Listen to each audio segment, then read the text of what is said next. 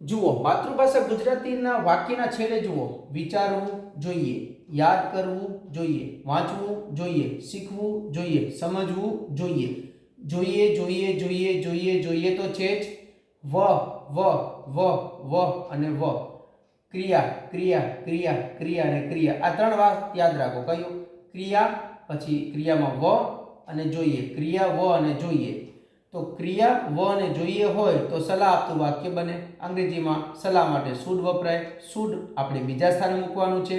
ક્રિયાને V1 કહીએ. તો જુઓ, મારે એટલે આઈ, મારે એટલે આઈ, જોઈએ માટે શુડ કારણ કે સલાહ આપો છો, વિચારવું એટલે થિંક અંગ્રેજીમાં એટલે થઈ જશે ઇન ઇંગ્લિશ, આપણે એટલે વી, હવે છેડે આવો, જોઈએ એટલે શુડ, યાદ કરવું એટલે રિમેમ્બર, ક્રિયાઓ એટલે વર્બ્સ, તમારે એટલે યુ, વાંચવું જોઈએ, જોઈએ એટલે શુડ, વાંચવું એટલે રીડ અંગ્રેજીનું ઇંગ્લિશ, તેઓને એટલે ધે, શીખવું જોઈએ, વ જોઈએ એટલે શુડ, શીખવું એટલે લર્ન ગણિતનું મેથ્સ, આપણે એટલે વી, સમજવી જોઈએ, જોઈએ એટલે શુડ, સમજવું એટલે અન્ડરસ્ટેન્ડ, નવી સ્કિલ એટલે new skill. In short, should is final.